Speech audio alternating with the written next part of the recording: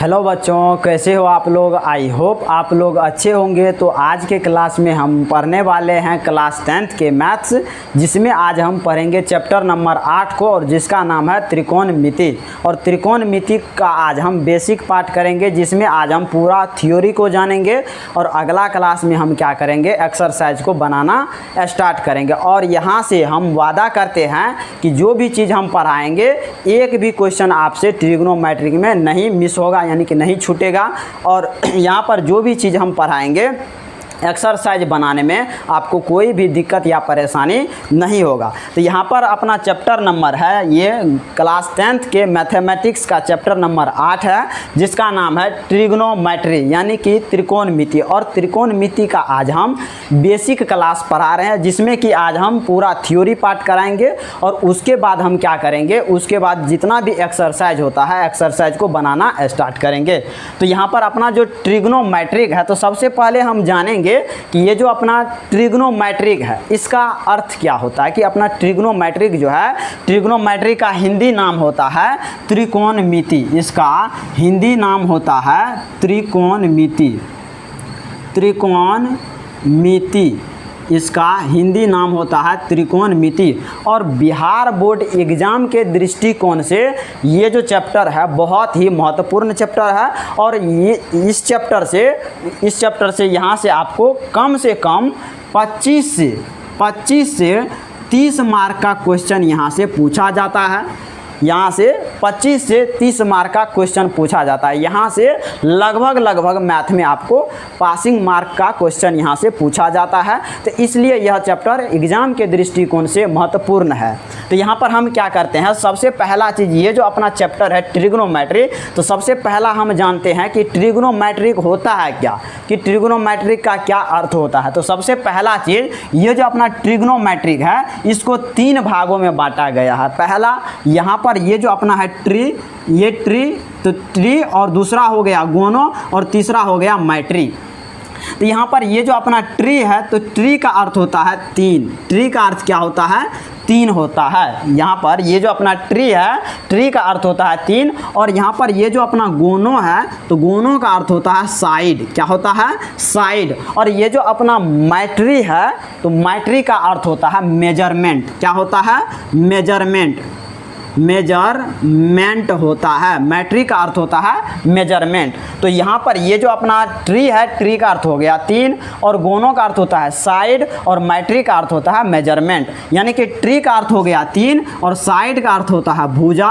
Side का अर्थ क्या होता है, भुजा होता है। और मेजरमेंट का अर्थ होता है मापन। मेजरमेंट का अर्थ होता है मापन। यानी कि ये जो अपना ट्रिग्नोमेट्री है, ट्री का अर्थ क्या होता है, 3 होता है। गोनो का अर्थ क्या होता है, साइड, और साइड का अर्थ होता है भुजा। और यहाँ पर उसके बाद है मैट्री। मैट्री का अर्थ होता है मेजरमेंट, और मेजरमेंट का अर्थ होता है मापन। तो अर्थात हम क्या कह सकते हैं कि 3 कोनों की माप या 3 भुजाओं वाले माप को हम त्रिकोणमिति कहते हैं। तो यहाँ पर इसको हम, यहाँ पर ये जो अपना ट्री है, ट्री का अर्थ हो गया 3, और यहाँ पर कोण का अर्थ कोण ही होता है, कोण ही होता है। और मिति का अर्थ होता है मापन। मिति का अर्थ होता है मापन। तो इसको हम क्या कह सकते हैं, इसको हम लिख सकते हैं। क्या लिखेंगे, यहाँ पर हम स्टार पॉइंट में लिख देंगे कि 3 कोनों की माप को, 3 कोनों के माप को त्रिकोणमिति कहते हैं। त्रिकोणमिति कहते हैं। और ये जो अपना चैप्टर है त्रिकोणमिति, इसमें समकोण त्रिभुज के बारे में पढ़ते हैं। ये जो अपना त्रिकोणमिति है, इसमें हम समकोण त्रिभुज के बारे में पढ़ते हैं। तो यहाँ पर अपना समकोण त्रिभुज क्या होता है, तो सबसे पहला चीज़ यहाँ पर हम कुछ फिगर बनाते हैं, और यहाँ से हम समझाने का प्रयास करेंगे कि अपना समकोण त्रिभुज क्या होता है। तो ये अपना हो गया एक त्रिभुज। तो समकोण त्रिभुज हम उसे कहते हैं जिस त्रिभुज का एक कोण कम से कम 90 अंश का हो, उसे हम समकोण त्रिभुज कहते हैं। तो यहाँ पर ये हो गया अपना लंबवत है, तो यह हो गया अपना 90 डिग्री, यानी कि इसको हम समकोण बोलेंगे। तो इसलिए ये अपना समकोण त्रिभुज है, क्योंकि त्रिभुज के तीनों कोणों का योग 180 डिग्री होता है। तो यहाँ पर ये 90 हो गया, तो ये दोनों मिलाकर के कितना होगा, 90 डिग्री होगा। तो यहाँ पर ये हो गया अपना समकोण त्रिभुज। तो इसका हम क्या करते हैं, इसका हम नाम दे देते हैं। ये अपना ए हो गया, ये अपना बी हो गया और ये अपना सी हो गया। तो यहाँ पर हम इस समकोण त्रिभुज में क्या करेंगे, इसमें हम पहचानेंगे कि अपना लंब कौन है, आधार कौन है और कर्ण कौन है। तो सबसे पहली बात, ये जो अपना 90 एंगल के सामने वाली भुजा है, ये तो हमेशा फिक्स होगा, ये कर्ण रहता है। यानी कि 90 डिग्री के सामने वाली भुजा कर्ण होता है। और उसके बाद बाकी अन्य दो भुजा अभी यहाँ पर हम थीटा निर्धारित नहीं किए हैं, तो इसलिए अभी हम क्या करेंगे, जो अपना लंबवत है इसको हम मान लेंगे ये अपना लंब है, ये अपना लंब है। और जो अपना ज़मीन में यानी कि ये है, इसको हम बोलेंगे आधार है, ये अपना आधार है। यानी कि अगर थीटा निर्धारित नहीं है तो हम इसको लंब बोलेंगे, इसको आधार बोलेंगे। और यहाँ पर 90 एंगल के सामने वाली भुजा कर्ण होती है, यहाँ पर इसको हम कर्ण मानेंगे, ये हमेशा कर्ण होगा। बाकी लंब और आधार जो है थीटा के अनुसार बदलता रहता है। तो अब हम क्या करते हैं, यहाँ पर एक और हम डायग्राम लेते हैं, फिगर लेते हैं और उससे हम समझाने का प्रयास करेंगे आप लोगों को कि अपना लंब और आधार क्या होता है। तो यहाँ पर सबसे पहला चीज़, ये अपना हम भुजा ए दे दिए नाम, इसको हम बी नाम दे दिए, इसको सी दे दिए हैं। तो यहाँ पर ये 90 डिग्री के एंगल पर लंबवत है, तो यहाँ पर समकोण हो जाएगा। समकोण कितना डिग्री का होता है, 90 डिग्री का। तो 90 डिग्री के सामने वाली भुजा को हम क्या कहते हैं, ये जो अपना 90 डिग्री है तो इसके सामने वाली भुजा को हम कर्ण कहते हैं। क्या कहते हैं, इसके सामने वाली भुजा को हम कर्ण कहते हैं। अब हम क्या करते हैं, इसमें एक कोण पर हम क्या करते हैं, थीटा को निर्धारित कर देते हैं। जब हम थीटा को सी पर रखेंगे, थीटा को यानी कि कोण को जब हम सी पर रखेंगे तो अपना लंब और आधार क्या हो जाएगा।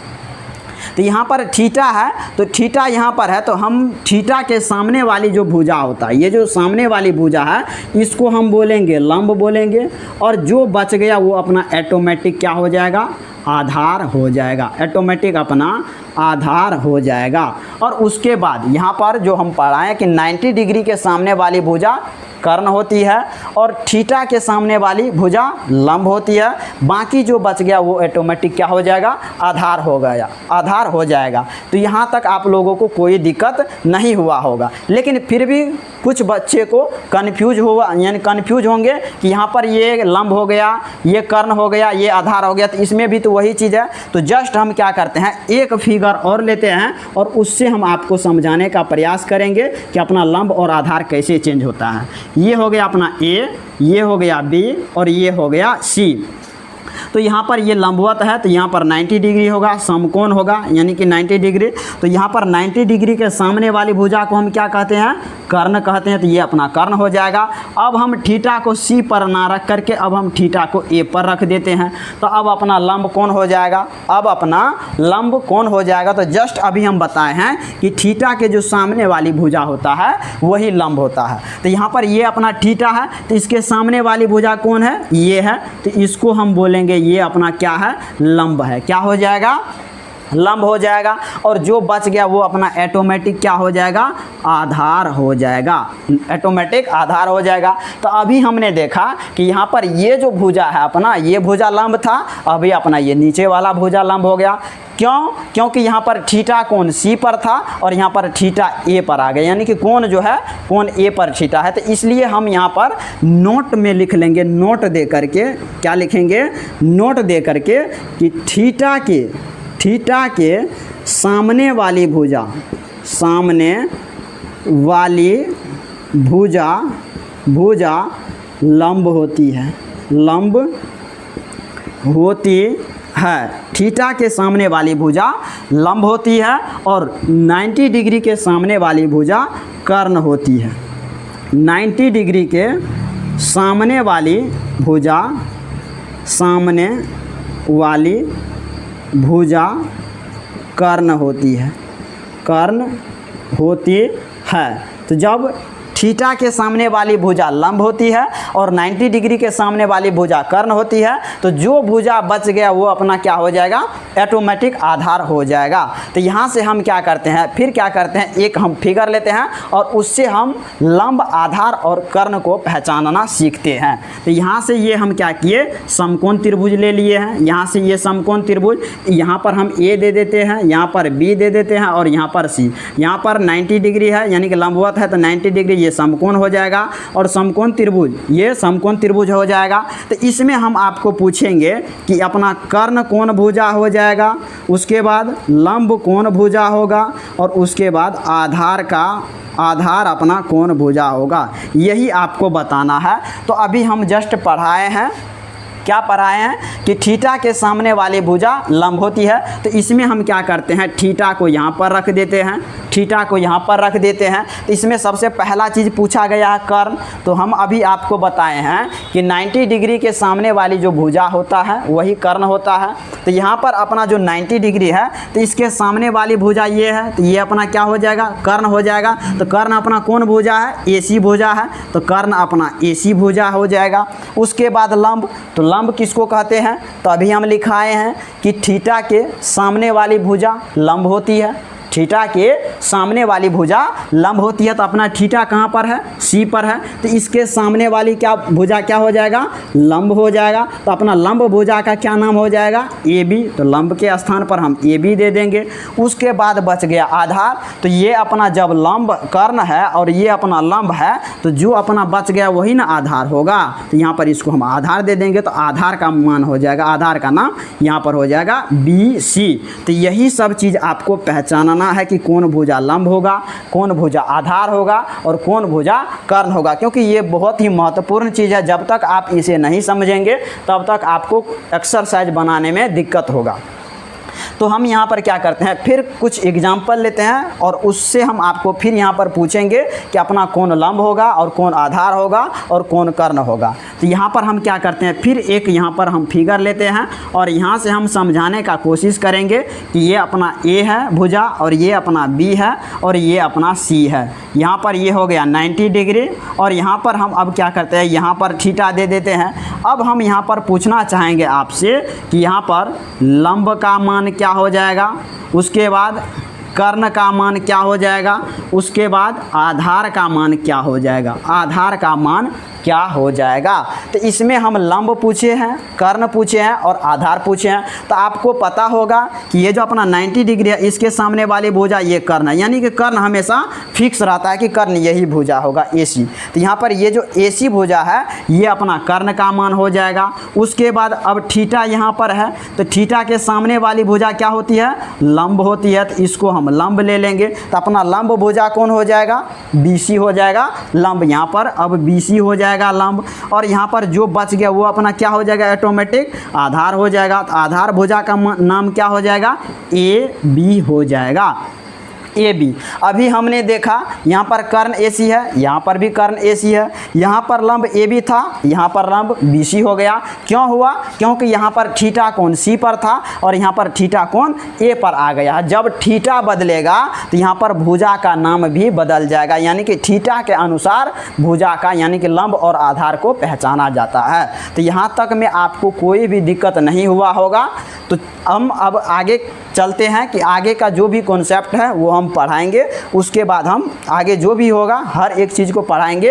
एक्सरसाइज बनाने में आपको कोई भी दिक्कत नहीं होगा। अब हम क्या करेंगे, यहाँ पर हम फिर एक क्या किए हैं, समकोण त्रिभुज लिए हैं और यह समकोण त्रिभुज में हम क्या करेंगे, इसमें अब कुछ हम प्रमेय को पढ़ेंगे। क्या करेंगे, कुछ हम प्रमेय को पढ़ेंगे। यहाँ पर ये हो गया अपना 90 डिग्री, तो 90 डिग्री के सामने वाली भुजा क्या होती है, यहाँ पर ये कर्ण हो जाएगा।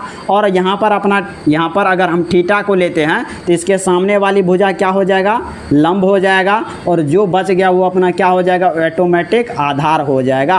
तो यहाँ पर हम क्या करेंगे, यहाँ पर लंब जो होता है, लंब इसको हम कहते हैं अंग्रेजी में परपेंडिकुलर। क्या कहते हैं, परपेंडिकुलर, यानी कि लंब को हम सूचित करेंगे P से। और उसके बाद ये जो अपना कर्ण है, कर्ण, तो कर्ण को हम सूचित करेंगे, हाइपोटेनस होता है इसका इंग्लिश, उसको हम H से सूचित करेंगे। और ये जो अपना आधार है, आधार बोले तो इसको अंग्रेजी में हम बेस कहते रहते हैं, इसलिए इसको हम बी से सूचित करेंगे। तो जहाँ पर हम पी लिखेंगे तो पी का अर्थ होगा लंब, जहाँ पर हम बी लिखेंगे तो बी का अर्थ होगा आधार, और जहाँ पर हम एच लिखेंगे तो एच का अर्थ होगा कर्ण।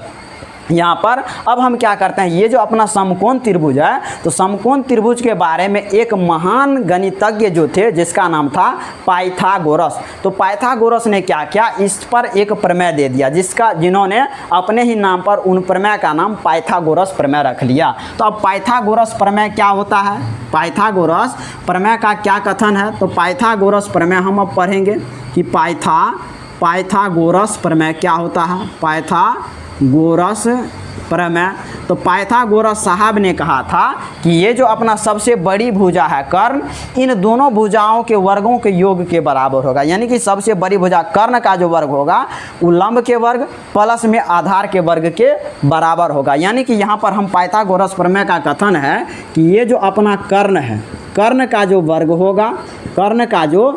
होगा वो अपना लंब के वर्ग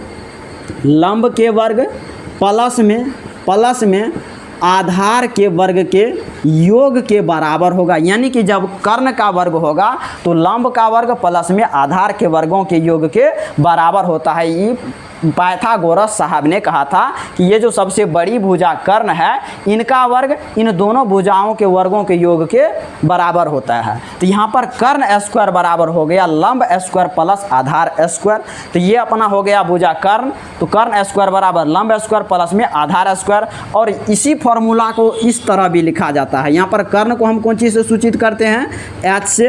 तो एच का जो वर्ग हो जाएगा, एच का वर्ग क्या हो जाएगा, लंब का वर्ग। लंब बोले तो लंब को हम पी से सूचित करते हैं, तो पी का वर्ग हो जाएगा प्लस आधार का वर्ग यानी कि बी का वर्ग हो जाएगा।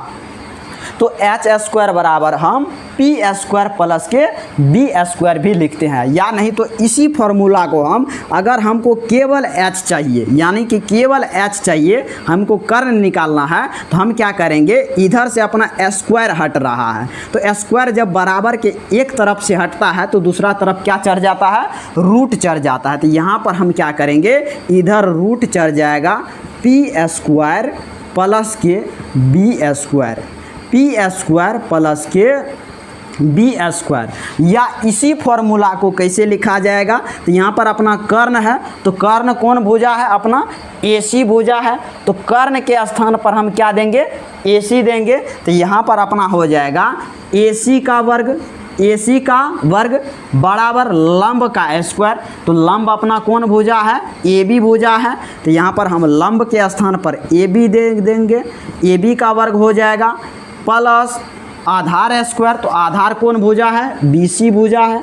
तो आधार हो जाएगा अपना BC का वर्ग। तो इसको हम ऐसे भी लिख सकते हैं कि AC स्क्वायर बराबर AB स्क्वायर प्लस के BC स्क्वायर। या नहीं तो इसको हम AC अगर हमको निकालना है तो हम क्या करते हैं, इधर से अपना स्क्वायर हटा है, बराबर के एक तरफ से जब स्क्वायर हटता है तो दूसरा तरफ क्या होता है, रूट चढ़ जाता है। तो इधर क्या हो जाएगा, रूट चढ़ जाएगा AB का स्क्वायर प्लस में BC का स्क्वायर प्लस में BC का स्क्वायर। यानी कि इतना फॉर्मूला, एक ही फॉर्मूला को इतना यानी कि रूपों में लिखा जाता है। ये फॉर्मूला जितना भी हम लिखे हैं सब फॉर्मूला एक ही है।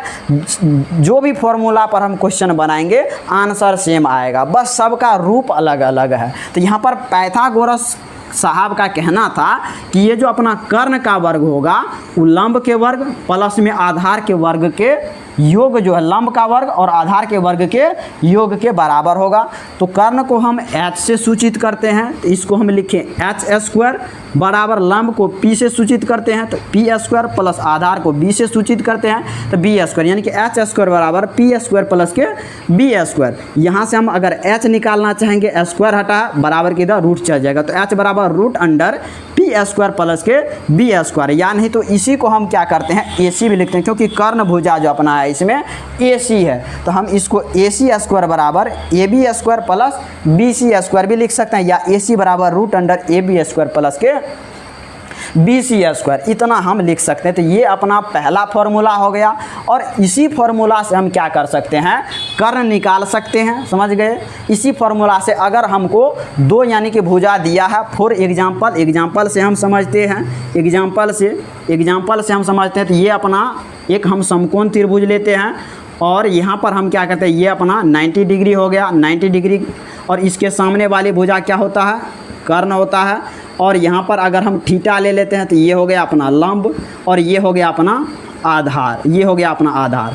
तो अगर हम लंब को मान ले 4 सेंटीमीटर और आधार को मान ले 3 सेंटीमीटर, तो कर्ण का मान क्या हो जाएगा। अगर लंब 4 सेंटीमीटर है, आधार 3 सेंटीमीटर है, तो कर्ण का मान क्या हो जाएगा। तो कर्ण का मान यहाँ पर हम निकालने के लिए जो फॉर्मूला लाए हैं, इसी फॉर्मूला से हम कर्ण का मान निकाल सकते हैं। तो यहाँ पर इसका हम नामकरण भी कर सकते हैं, ABC। तो हमको क्या निकालना है, कर्ण निकालना। तो सबसे पहले हमको जो क्वेश्चन में दिया है, क्या क्या हमको दिया है, जो चीज़ हमको दिया है वो हम यहाँ पर मेंशन कर देंगे, लिख देंगे। हमको लंब दिया है, लंब बोले तो हमको P दिया है, क्योंकि लंब को हम P से सूचित करते हैं। तो P बराबर हमको दिया है 4 सेंटीमीटर। और उसके बाद हमको आधार बोले तो B, यानी कि B दिया है कितना, 3 सेंटीमीटर। और हमको यानी कि H निकालना है, कर्ण निकालना है। तो H स्क्वायर बराबर फॉर्मूला क्या होता है, जस्ट अभी तुरंत हम पढ़ाए हैं, P स्क्वायर प्लस के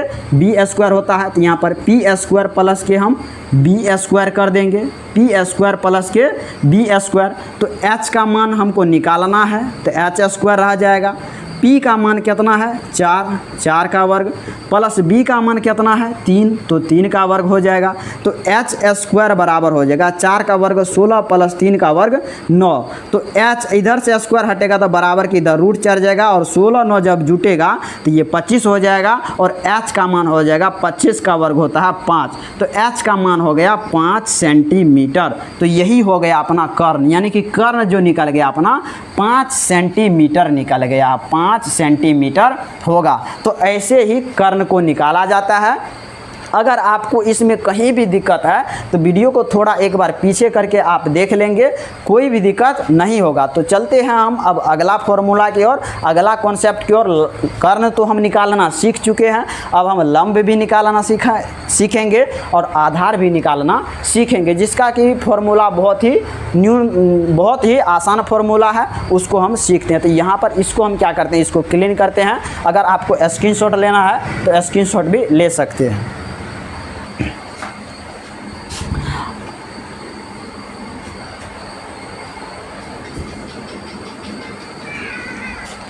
अब हम क्या करेंगे, यहाँ पर आधार निकालना सीखेंगे और लंब निकालना सीखेंगे। तो यहाँ पर अपना जो लंब का फॉर्मूला हो जाएगा, लंब का फॉर्मूला क्या हो जाएगा, अगर पूछ दे आपको कि लंब स्क्वायर बराबर क्या होता है, तो क्या बोलेंगे हम, कर्ण स्क्वायर में से क्या करेंगे, आधार स्क्वायर को घटा देंगे। कर्ण स्क्वायर माइनस के आधार स्क्वायर, ये हो जाएगा ये फॉर्मूला। यानी कि अगर आपको पूछ दे कि लंब स्क्वायर बराबर क्या होता है, तो कर्ण स्क्वायर माइनस के आधार स्क्वायर, या आप इसे भी लिख सकते हैं, क्योंकि लंब को हम P से सूचित करते हैं। तो P स्क्वायर बराबर, और कर्ण को सूचित करते हैं H से, तो H स्क्वायर माइनस आधार को सूचित करते हैं B से, तो B स्क्वायर। तो लंब स्क्वायर बराबर कर्ण स्क्वायर माइनस आधार स्क्वायर, या P स्क्वायर बराबर H स्क्वायर माइनस के B स्क्वायर, ऐसे भी लिख सकते हैं। यानी तो आप भुजा के अनुसार भी इसे लिख सकते हैं, क्योंकि अपना इसमें ये जो अपना समकोण त्रिभुज है, तो इसमें आधार भुजा क्या है, BC है। तो आप इसे BC का भी स्क्वायर लिख सकते हैं। BC का स्क्वायर बराबर AC स्क्वायर माइनस के, यहाँ पर लंब स्क्वायर निकालना है, तो लंब अपना क्या है, AB है। तो लंब AB स्क्वायर बराबर कर्ण स्क्वायर, यानी कि AC स्क्वायर माइनस के BC स्क्वायर, ये भी हम लिख सकते हैं। तो ये तो हो गया अपना लंब निकालने का फॉर्मूला। अब आता है यहाँ पर, अगर आपको आधार बोल दे, आधार भुजा नहीं पता है और आधार निकालना है, तो आधार स्क्वायर बराबर हम क्या करेंगे फॉर्मूला में, बस जो हमको निकालना है कर्ण में से जो नहीं दिया है उसको हम माइनस कर देंगे। तो यहाँ पर आधार स्क्वायर बराबर हो जाएगा कर्ण स्क्वायर माइनस के, यहाँ पर आधार निकालना है तो लंब दिया है, तो लंब को हम क्या करेंगे, लंब स्क्वायर को घटा देंगे, यानी कि आधार स्क्वायर बराबर कर्ण स्क्वायर माइनस के लंब स्क्वायर, या इसी को हम लिख सकते हैं बी स्क्वायर बराबर एच स्क्वायर माइनस के P square, H square minus के पी स्क्वायर। तो ये अपना हो गया लंब स्क्वायर का फॉर्मूला।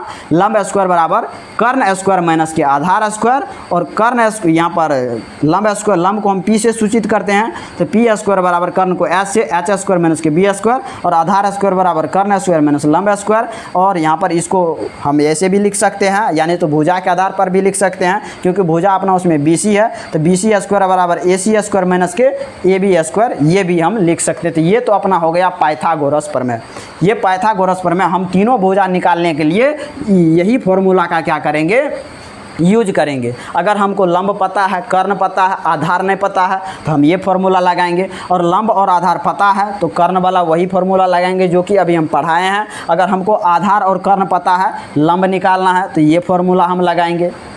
यहाँ तक आपको कोई भी दिक्कत नहीं हुआ होगा। तो चलते हैं हम अब अगला कॉन्सेप्ट की ओर। तो इसको हम क्या करते हैं, यहाँ से हटाते हैं और अगला फॉर्मूला को हम देखेंगे, और उसके बाद हम क्या करते हैं, जो अगला कॉन्सेप्ट होगा उसको हम बताएं। अब आपका अगला कॉन्सेप्ट है त्रिकोणमितीय अनुपात। त्रिकोणमितीय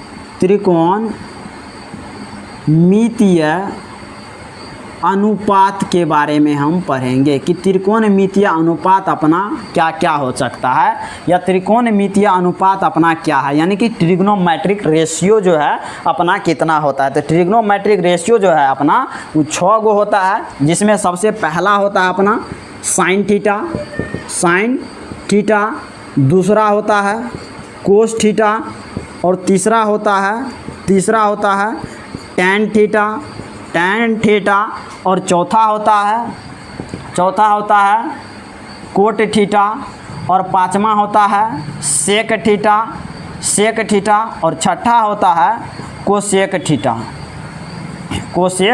थीटा।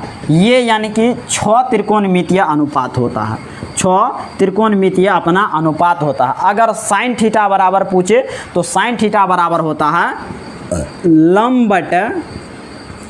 बटे कर्ण।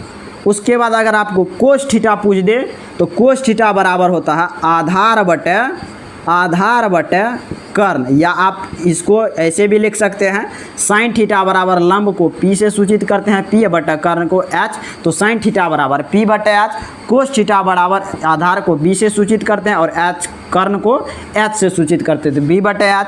टेन थीटा बराबर होता है लंब बटे आधार, तो लंब को पी से सूचित करते हैं और आधार को बी से सूचित करते हैं। उसके बाद आता है कोट थीटा, तो कोट थीटा होता है टेन थीटा का विपरीत, और सेक थीटा होता है कोसेक थीटा का विपरीत। सेक थीटा जो होता है वो कोस थीटा का विपरीत होता है, और साइन थीटा का विपरीत होता है कोसेक थीटा। तो यहाँ पर टेन थीटा बराबर लंब बटे आधार, तो कोट थीटा बराबर हो जाएगा आधार बटे लंब। तो आधार को हम बी से सूचित करते हैं, लंब को पी से सूचित करते हैं। उसके बाद सेक थीटा, तो सेक थीटा बराबर फॉर्मूला होता है कर्ण बटे आधार। कर्ण को एच से सूचित करते हैं और आधार को हम बी से सूचित करते हैं, और कोसेक थीटा बराबर होता है कर्ण बटे लंब।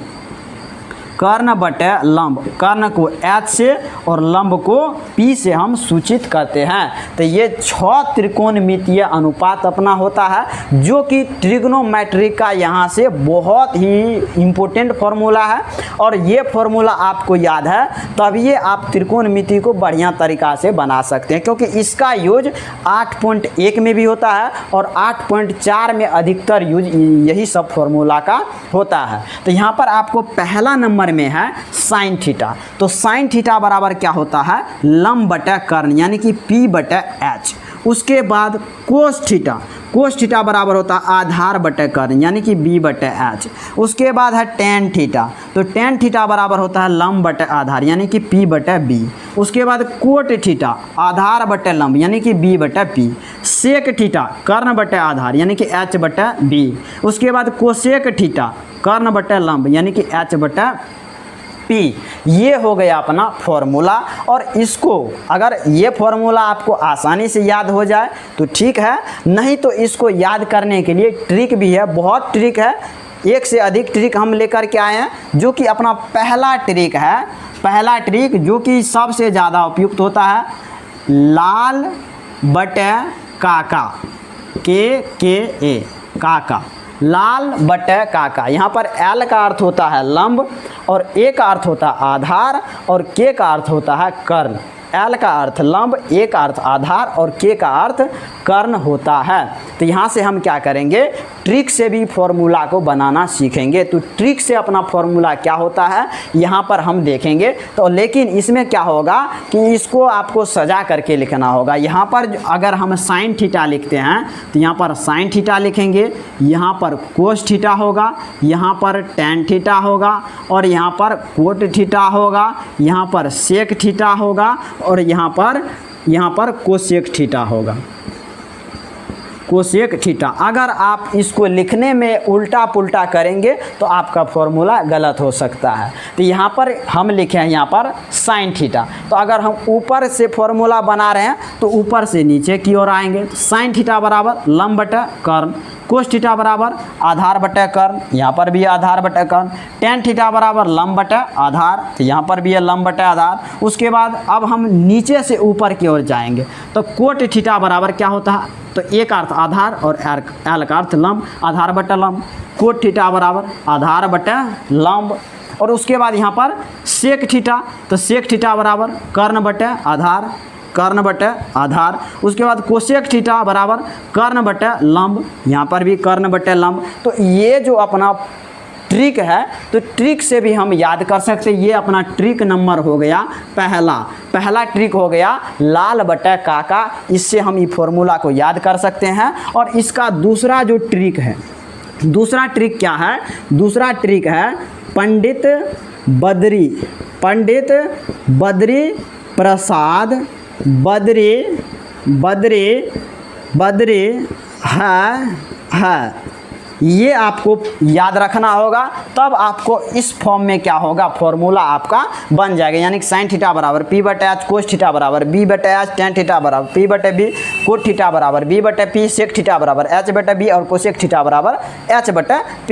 तो यहाँ पर पंडित का अर्थ होता है यहाँ पर P, इसको मानेंगे। बद्री का अर्थ होगा B, उसके बाद यहाँ पर प्रसाद का अर्थ P, और बद्री का अर्थ यहाँ पर B, और उसके बाद हाय का अर्थ H, और इसका भी अर्थ H होगा।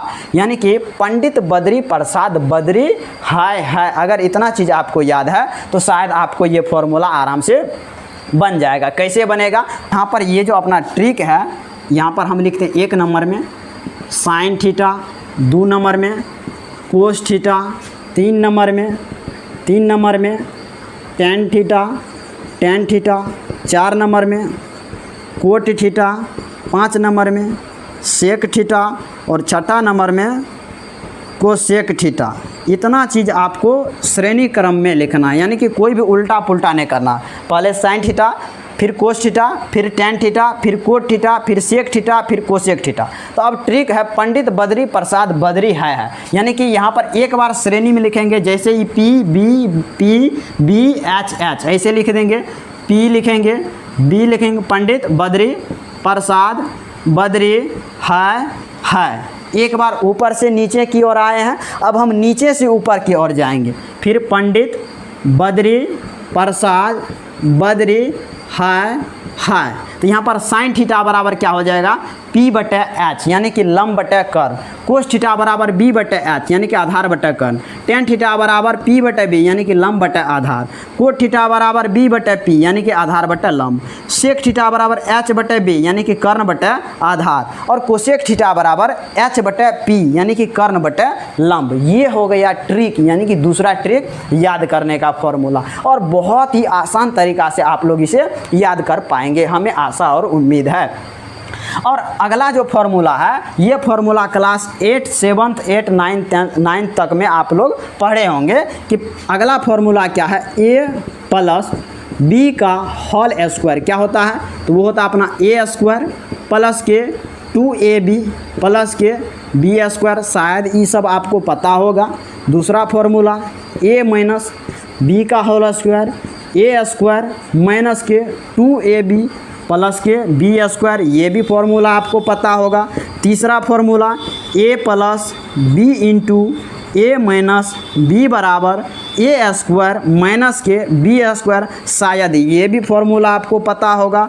चौथा फॉर्मूला है ए स्क्वायर माइनस बी स्क्वायर बराबर ए प्लस बी इंटू ए माइनस बी, शायद ये भी फॉर्मूला आपको पता होगा, क्योंकि ये फॉर्मूला सब 6-7 से ही यूज होना स्टार्ट हो जाता है। तो पहला फॉर्मूला है ए प्लस बी का होल स्क्वायर क्या होता है, तो ए प्लस बी का होल स्क्वायर बराबर a square plus 2ab plus b square होता है। दूसरा फॉर्मूला है ए माइनस बी का whole square a square minus के 2ab प्लस के बी स्क्वायर। तीसरा फॉर्मूला हो गया ए प्लस बी इंटू ए माइनस बी बराबर ए स्क्वायर माइनस के बी स्क्वायर। और चौथा फॉर्मूला हो गया ए स्क्वायर माइनस बी स्क्वायर बराबर ए प्लस बी इंटू ए माइनस बी।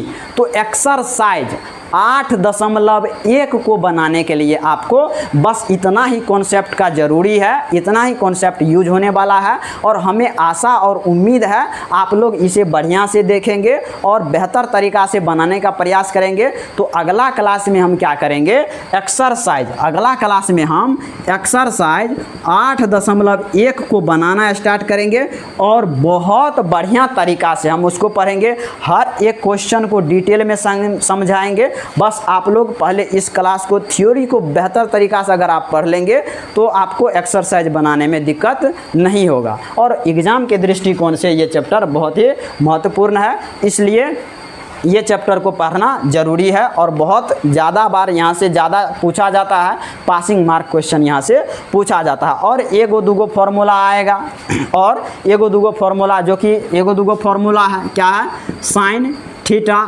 बटे कोस थीटा बराबर होता है टेन थीटा, ये भी फार्मूला पूछा जाएगा।